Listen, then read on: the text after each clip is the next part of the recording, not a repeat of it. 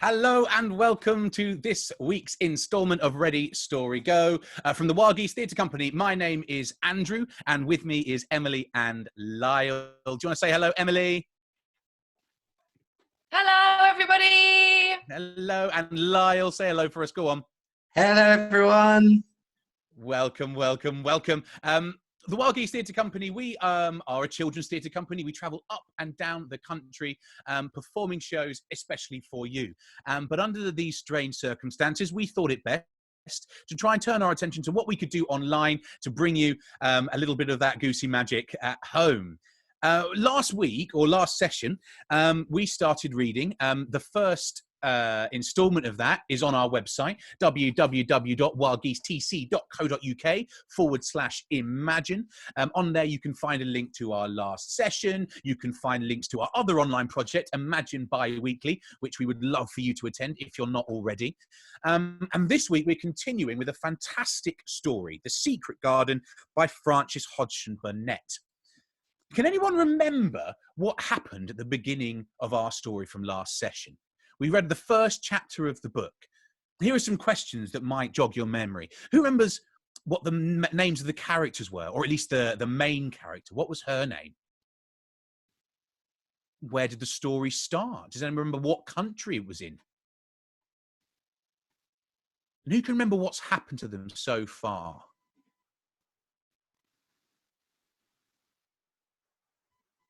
And I suppose the big question, what do you think might happen next?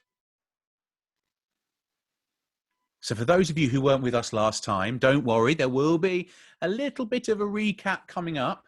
But for those of you who were there, this is a good time to put your thinking caps on and try and remember what it was that we heard from last session. In a moment, I'm going to give you a little recap as to what happened last time, and then we shall continue with the story.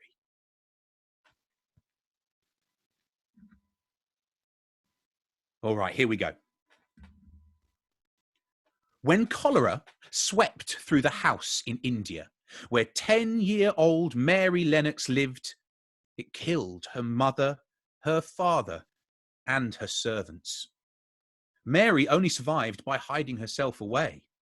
Days later, she was found by two soldiers. They stared at each other, wondering what to do with this little orphan girl. "Poor little kid," said one. "There's nobody left." Mary sighed as the train pulled out of the station. "More travelling," she thought to herself. "I've been going from person to person for weeks, like the booby prizes in Pass the Parcel." She was going to stay with the only relation she had left, her Uncle Archibald in Yorkshire. Her black dress was stiff and itchy. She felt cold. Oh, was England always so wet, so grey? It was very different from India. Even the people were different. They looked and sounded strange. Just then, Mrs. Medlock spoke. She was her uncle's housekeeper and had come to take Mary back to Yorkshire. "So," said Mrs. Medlock, "what do you know about your uncle?" Mary said nothing. "What a rude child," thought Mrs. Medlock, "and very plain looking. Why, her face is so pale, almost yellow." But she asked again, "What did your mother and father tell you about your uncle?" Well, Mary just stared out of the window and scowled. The truth was, Mary's mother and father had never said much to her about anything. Her father was always at work and her mother was always at some party or other. "Well, I'll tell you anyway," Mrs. Medlock sniffed. "First of all, don't go expecting a big welcome when you get to Misselthwaite Manor." "I shan't," Mary said, stung as if she had been accused of something. Mrs. Medlock raised an eyebrow. "Oh, you shan't you? Well, it's a good job because you shan't get one. Mr. Craven's as sour as a crab-apple. His wife dying young didn't help, but he was like that even before then. He was born with a crooked back, see? That formed him, if you want my opinion." Mary felt her spirits sink even lower. So Yorkshire was going to be just like India then, where no one wanted her. As if to prove it, when they finally arrived at Misselthwaite Manor, Mrs. Medlock took her straight upstairs. "Master doesn't want to see you," she said. "He's going to London in the morning." "Fine. I don't want to see him either," Mary thought. Holding her head up high, she followed Mrs. Medlock up a broad staircase and along corridor after corridor. At last, Mary was shown into a room. It had a fire in it and a super set out. "Well, here you are. This room and the next is where you'll stay. And I mean stay. No wandering about. Mr. Craven won't have it, and nor will I," Mrs. Medlock told her. With that warm welcome, Mary Lennox was left alone. So that's the next chapter. Let's think about that chapter a bit more carefully. Emily, have you thought of any questions that you might want to, that have occurred to you to ask? I have, yeah. Firstly, what kind of man do we think Uncle Archibald is? The way that Mrs. Medlock describes him, what kind of picture do you have in your head about Mary's uncle? Yeah, that is a great question. Mrs. Medlock describes Mr. Craven as sour as a crab apple. That paints a bit of a picture for me. It does indeed. And I guess finally, how would you be feeling if you were Mary? You've just travelled for days and days and days, and you've arrived there. And what was the last thing that Mrs. Medlock said to her, Andy? Did she? Was it something about staying in her room? Absolutely right. This room and the next is where you'll stay, and I mean stay, she says. How would you feel if you were Mary? How would you feel about everything that's just happened over the last few days, and now being told when you're finally there what you thought might be quite a nice new place to explore, and you've been told just to stay there? Just imagine how you might be feeling, and maybe write it down. Yeah, that's a great idea. And for those of you who do remember what happened in the first, when we read the first chapter, just how many of those feelings might be familiar to Mary, because it almost feels to me like she might have gone from one situation to quite a similar one on the other side of the world. Great questions, Emily. Good job, you. Well, thanks, Andrew. You're welcome. I'm going to carry on. Chapter 3. Please, I'm excited. Yeah. All right, here we go. Chapter 3, Martha. Mary awoke the next morning to the sound of loud scraping. She sat up in her bed and looked around. A girl was making a fire in the fireplace. "Who are you?" Mary asked. The girl turned. "Oh, you're up. Morning, miss. I'm Martha," she said with a smile. Mary climbed out of bed and held her arms in the air. "I suppose you'd better dress me then," she told Martha. Martha blinked. "You what?" "Well, you're my servant, aren't you?" she asked. "Dress me." "Well, I've been told to come and help you," Martha said, "but I didn't think you'd need dressing. Our Susan Ann dresses herself and she's only 4. Mary felt her cheeks flush. "Of course I could dress myself if I wanted to," she declared. To prove it, Mary struggled into her new clothes. In truth, she had never dressed herself in her life. She found it hard, especially buttoning up her boots. Finally, with a proud look on her face, she said, "I've done it." "Well done, miss," Martha nodded. "Except in your boots being on the wrong feet, you've done a grand job." As Martha helped Mary with her buttons, she began to chat. "I hope you like it here, miss. There's not much inside, but outside, well, there's a whole world waiting for you." "I've never played outside," Mary told her. "Never played outside? No wonder you're so pale. My mother's had 12 children, and every one of us played outside all our lives, especially our Dickon. Dickon? Aye, Dickon, my brother. He's out on the moors, come rain or shine. And talk about animal mad. You never know what he'll bring home next. I don't like the moors, Mary said, remembering the bleak, black wilderness they had crossed the day before. Well, there's gardens galore at Misselthwaite, and there's one garden that you can't go in. Why not? The maid hesitated and then lowered her voice.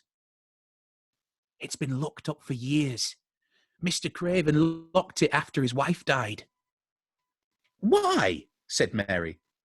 Did she die in the garden? Sort of. She fell off a swing and never opened her eyes again. Poor Mr. Craven was heartbroken. He buried the key so nobody could ever open the garden again. Martha chewed her lip.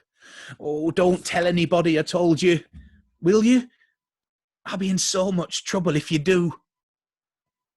I won't tell, Mary promised. Now that is the beginning of a mystery, I think. Emily, what do you think? Me too. I mean, immediately, as soon as somebody tells you that you can't go somewhere, Yeah. you sort of want to. So I wonder if everyone can just close their eyes for a minute and just try and picture what you think is in this secret garden. What does it look like? In my head, it's really, really overgrown. Maybe what colour the flowers are. Because there's one thing and one thing alone. Well, actually, I suppose two things that we know about this garden, isn't there? And that's it. Everything else is up to the imagination. Absolutely. The first thing we know is that there must be a gate or a door that locks the garden because there's a key. We know that. And then the second thing is that there must be a swing. Yes. We've mentioned a swing. And maybe there's a few swings. Who knows? Maybe there's so many different things to play on. We don't know. And I guess the other question that I have is, what kind of person do we think Martha is? What sort of qualities has she shown us already in the way that she speaks and interacts with Mary? Everyone else seems to be quite distant with Mary, quite reluctant to speak to her. But Martha, she seems to speak to her quite a lot. I wonder what kind of person Martha might be. That's a great question. She feels like she might be just the sort of person that Mary needs. Yeah. Let's find out, shall we? All right then, chapter 4, The Friendly Robin. Mary couldn't stop thinking about the secret garden. What would it look like? She wondered. Would it still have flowers? Or would everything have died? I think I shall go out, she told Martha. Very good, miss, Martha said, and led Mary out of the house. Martha pointed towards a pathway opposite the door. Head that way, keep going, and you'll be fine. Mary walked along the pathway until she came to a huge garden with wide lawns and winding walks. There was a large pool with a fountain in the middle, but the flower beds were bare and wintry, and the fountain was not working. Mary looked around. Where could the locked-up garden be? At the far end of the path, she noticed a wall covered in ivy. Perhaps it was there. She hurried across and saw a green door in the ivy, but it was already open. She sighed with disappointment and went in anyway. She found herself in another garden with walls all around it. One walled garden seemed to open into another and another. It was all a bit dull, really, Mary thought. She kept walking through the next green door and the one after that until there were no more doors. How annoying! Strangely, though, she could see the tops of trees above the wall at the far end of the orchard where she stood. She frowned. How could there be trees, but no door to them? Instead, the ivy grew wild. trailing like a waterfall down to the ground. The sound of chirruping broke into her thoughts. She looked up. A robin was perched on the top branches of one of the trees. It sang so beautifully, and she was sure it was looking straight at her when it did so. For the first time in months, Mary felt happy. She stood very still, listening to its song until it finished and flew away. She gazed at the empty branch for a second, and that's when she knew, just knew, that the robin had sung to her from the locked secret garden. It has to be, she whispered to herself. So Mary's days took shape. She would awake to the sound of Martha making the fires, dress herself, and go outside. Every day she searched for the door to the secret garden, but every day she came back disappointed. The days when she saw or heard the robin were the best. Then she would run from one garden to the other, the wind in her face, her hair blowing everywhere. The fresh air put colour in her cheeks, and she grew stronger. "You look like a proper country girl now," Martha would laugh as Mary asked for a second helping at lunchtimes. Sometimes it would rain, and she had to stay indoors. She hated those days. She was so bored. The only person she had to talk to was Martha, but Martha could never stay long. Mrs. Medlock was always calling her away. It was so unfair. One morning, Mary woke to find bright sunshine flooding her room. She dressed quickly and ran outside. Everything felt different. As she skipped along the paths leading to the kitchen gardens, she noticed they didn't seem so bare. Tiny green shoots were jutting out of the soil. "What are they?" she asked a gardener. The gardener, who was called Ben Weatherstaff, stopped digging. "Them's the spring flowers coming up." "When? Tomorrow?" Mary was used to the heat of India, where flowers bloomed overnight. "Tomorrow, nay, lass. It'll be a few weeks at least. You'll have to watch and wait." A cheery sound distracted her. Mary looked and saw the robin flying overhead. "Bye," she called out to Ben, and ran after the bird. It stopped by the garden at the far end of the orchard, the one with the trees over the wall. It hopped towards the wall and began pulling at a fat, juicy worm. "What have you got there? Lunch?" she asked. Then something caught her eye. A rusty object was poking out of the soil. Mary leaned forward and tugged at it, her heart thudding. It was a key. A long, rusty key. Well, yet another surprise. Emily, what are your thoughts? Oh my goodness. Well, firstly, how wonderful that Mary seems happy. It's the first time we've heard that she's happy in our story. What do we think? What was the first thing that made her feel happy? She heard something, didn't she? What's made her feel happy? That's a good question. Put your detective hats on for that one. Yeah.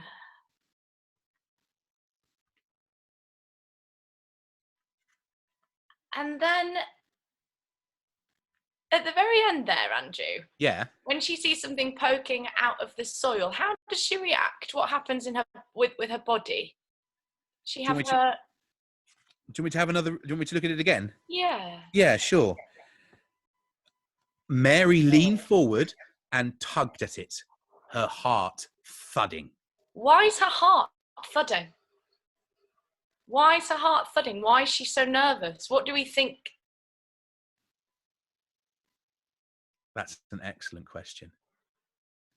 What do we think this key is for? I think I have an idea. We'll read on in a minute and find out. Before we do, there's one other thing that I think is really important in this chapter. And it's how she responds to Ben Weatherstaff, the gardener. Mm. So if you think back to how Mary talks to the other people she's met in the story, it's very different, isn't it? There seems to be something that's changed in Mary. What do you think that might be? She talks to him differently, doesn't she? Yeah, it's almost like she's welcoming new people again. Yeah. She's Yeah. not got her sort of I guess sometimes when we're afraid of things, we can come across a little bit angry. Yeah. Or, if we're scared, then we can be defensive. We can be very defensive. But it seems like some part of her guard is being let down here in Yorkshire. Let's find out, shall we? Okay, great. Yeah, chapter 5, The Secret Garden. The next morning, Mary was already buttoning up her coat when Martha arrived. "You're an early bird," Martha said. "Well, I do like birds," Mary grinned. "Oh, it's nice to see you so cheerful, miss," Martha told her. "Have a nice time." Mary felt the key deep in her coat pocket. "I will," she said. A few minutes later, she was staring at the ivy-covered wall. If only she could find the door! She had spent all yesterday looking for it, but had given up when it became too dark to see anything. What she needed was the robin to bring her luck. And sure enough, she soon heard the cheery call, and there he was, staring down at her with those black, beady eyes. "Robin," she said, her voice soft, "yesterday you showed me the key. Can you show me the door today?" What happened next was pure magic. A strong gust of wind lifted the ivy, parting it like a curtain. The gust blew only for a second, but long enough for Mary to see a doorknob. Beneath the doorknob was a metal square with a hole in it. She fumbled for the key, her heart beating faster than a galloping horse. Nearby, the robin continued to sing as she put the key in the keyhole and turned. Taking a deep breath, Mary pushed open the door and stepped inside. She found herself surrounded by four high walls. They made her feel she was in her own private kingdom. Slowly, she began to walk, treading softly on the overgrown pathways. Rose trees had taken over the garden.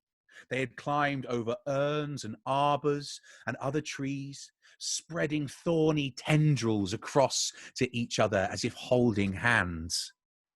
The branches were all either grey or brown.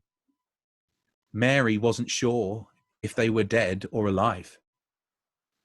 Onwards, she explored. Everything was so still. The grass and moss beneath her feet muffled her footsteps. She kept her eyes to the ground. Oh, it must have been a beautiful place once, but now everything was overgrown. Picking up a sharp stick, Mary began prodding in the earth. She was amazed to find tiny green shoots beneath the dead vegetation. Could they be spring flowers like those Ben Weatherstaff had shown her? She began to dig, away until the shoots were showing. "There, you can breathe now," she whispered. For the rest of that week, Mary tended the garden. It was such a peaceful place. There was nothing within its walls to make her feel angry or cross or unwanted. There was only a calm feeling that made her feel like she was wrapped in a warm blanket. If only she could do more. The sticks she used to clear the ground kept breaking. She wished she had tools like a proper gardener. She also wished she knew more about gardening. "Martha," she asked the girl one lunchtime, "do you know where I can get a small spade to dig with?" There's a shop in Thwaite that sells things like that. Why?" Mary hesitated. She couldn't tell Martha about the secret garden. I found a patch of ground in one of the gardens. I thought it would be nice to dig in it. Oh, that's a lovely idea. You could plant some seeds too. Seeds? Aye, seeds. You sprinkle them in the ground and flowers grow. Mary's eyes lit up. Flowers growing again in the secret garden. Imagine! Howard Dickon could get them for you. Could he? That would be wonderful. It seems now that the story is willing to pick up a bit of pace. Emily, were there any exciting moments in that you picked out? Well, at the very beginning, I mean, so what do we know about this secret garden? We've been told that she absolutely must not go in there. No one's been in there for many, many, many, many years. Mm. And all of a sudden, she has a key. The gate is revealed. She goes to open the gate. If you were Mary, what would you do? Would you feel brave enough to go in there? I think if it were me, I wouldn't. I don't know that I would. And so I was sort of listening to all of that and all of the discoveries she was making. Yeah. A little bit nervous for her, actually. Because what could happen? What could happen? We know that she goes in there. What could happen? The possibilities are endless. I know. I'm just thinking of all of them now. My favourite bit in this was the wind that blew the ivy across. In that chapter, that's one of my favourite moments, I think, because it almost suggests like there's something leading her to this garden. Yeah. Something that's not quite every day, something special.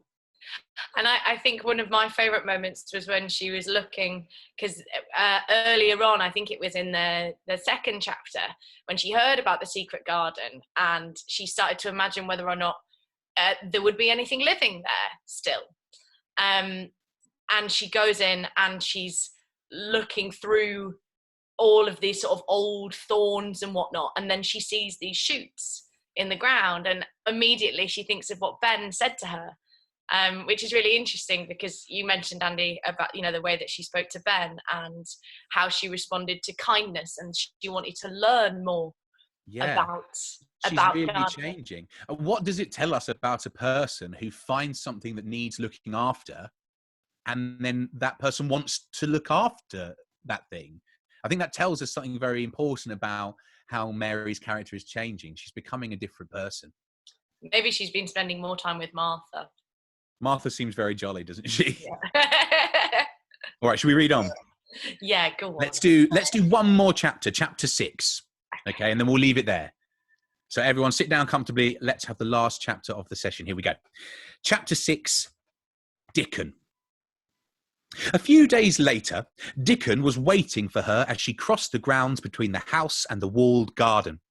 He had glorious rust-coloured hair and blue eyes, the colour of the sky. He was sitting beneath a tree, perfectly still. Around him, rabbits and pheasants and squirrels had gathered. As she approached, he put his finger to his lips to warn her to be quiet. Once, if someone ordered her to do something, she would have flown into a rage. But she wasn't the old Mary from before, and she obeyed. Mary liked him at once. I brought these for you, he said. He held a large package wrapped in brown paper. Here's a spade and a fork and a hoe, he told her. And seeds? Aye, and seeds. Thank you, she said. She hesitated and looked at Dickon. Dickon, she began. Aye? Do you know much about gardening? I guess. And can you keep a secret? Half the birds and foxes round here'd be dead if I couldn't. Mary made up her mind to trust him. "Follow me," she said. Dickon stared at the secret garden in wonder, just as Mary had on her first visit. "We often talk about it at home," Dickon whispered, "but we never knew where it was. A robin showed me where the key was buried." Dickon nodded as if robins did that kind of thing every day. "It's the roses I want to know most about." "Are they all dead?" Dickon took a knife from his belt and cut deep into some of the branches. "A few are," he said, "but not all. See these green bits? They'll shoot up if we cut them right back and give them some space." "Will they? Really?" Mary asked, staring at the faint green sap inside one of the branches. "Really?" Mary felt her heart race. "Dickon, will you come back and help me? Help me make the garden beautiful again." "If you want," Dickon agreed and gave her a lopsided grin. Mary ran back to the manor, full of excitement. "I met Dickon. He brought me things for the garden," she gasped, hurling herself into her chair at her dining table. Martha smiled. "Aye, I knew he wouldn't take long. I like him so much. Oh, there's naught not to like with our Dickon." "I can't wait to get started on the garden now," Mary said as she bolted her soup. "Right, I'm off." But Martha shook her head. "Sorry, miss. You're needed in the house this afternoon. Mr. Craven's asked to see you." "Mr. Craven?" Mary asked in astonishment. "He's just back for the day. He's setting off for his travels again tomorrow, but he's sent for you before he goes. You best get changed." Mary changed into her best dress. She felt nervous. Then Mrs. Medlock stormed in, the usual scowl nailed to her face. "Look at that hair. What a mess. Oh, never mind. Come on. We can't keep Mr. Craven waiting." Mary was hurried along all the corridors and passageways she'd been told to keep away from. She didn't have time to catch her breath before Mrs. Medlock was knocking on a door and being told to enter. "This is Miss Mary, sir," she said. "You may leave now, Mrs. Medlock," a voice from behind a high-backed chair replied. Mary waited. A head dipped round the side of the chair. "Come, child," Mr. Craven said, his voice more gentle than she had thought it would be. In fact, everything about her uncle was gentler than she thought it would be. Even his back was not as bad as people had said. His shoulders just seemed a little higher and a little more rounded than most, that was all. As she stepped before him, she saw her uncle had a kind, almost handsome face. But it was full of sadness. He looked at her. "You are very thin," he said. "But I'm not so pale," she told him. "Martha says so."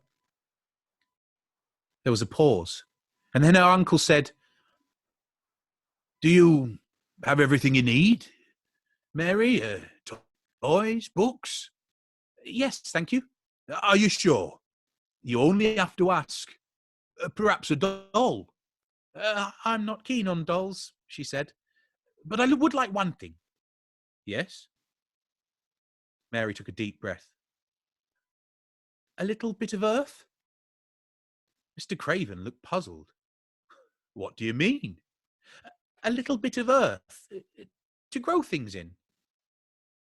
He smiled a sad smile. "You remind me of..." he began, then stopped. "Well, there's plenty of earth at Misselthwaite. Take as much as you like." From anywhere, as long as no one's using it." "From anywhere," her uncle agreed. "Oh, thank you," she beamed. Mr. Craven sighed then and rang for Mrs. Medlock. "I must ask you to leave now, Mary." I'm going away for a long time, and I have much to do. Mary almost galloped out of the room. She had her uncle's permission. She could go in the secret garden. As she brushed past Mrs. Medlock, she shot her a meaningful look. Mr. Craven was a kind man. If anyone in this house was as sour as a crabapple, it was her. Finally, we've met this mysterious Mr. Craven. Emily, did you have any thoughts about that? Yes, I did. What? I mean, he was such a kind, gentle, lovely man. He was not what I was expecting at all. No, not at all. When it started and he was in, all you could see was, you know, the back of his chair and the "come in, child." I was absolutely terrified. It just shows that you cannot judge someone until you've got to know them a bit better. Yeah. And of course, Mary was constantly being judged sort of like a book by its cover, wasn't she? Everyone had already made their minds up about Mary without giving her a chance. And I'm really pleased to see that Mary doesn't do that with Mr. Craven. Yeah, absolutely. Which is really lovely. I do have one question. Go on. Mr. Craven, when she asked for a bit of earth, he said, "You remind me of," then stopped. Yeah. Who do we think Mr. Craven is talking about? I think it might explain why he wants to make Mary as comfortable as possible and wants to look after her. I'm very excited to find out what happens next, Andrew. Me too. But unfortunately, that's all we have time for this session. I know, but don't worry. We're going to have 2 sessions in June where we will get to the end of our story. Thank you so much for coming on board, watching the video. It's wonderful to know that you're reading along with us. And remember, there is no greater or more powerful tool than your imagination. So keep working those imaginations. Visit the website, www.wildgeesetc.co.uk/imagine to catch up on today's video or any other of the videos from the series, as well as check out our Imagine Bi-Weekly as well, because that's another opportunity to come and hang out with us, do some creative activities, and generally have a good old time. But again, from me, from Emily, from Lyle, thank you so much for joining us, and we'll see you again soon. Bye-bye.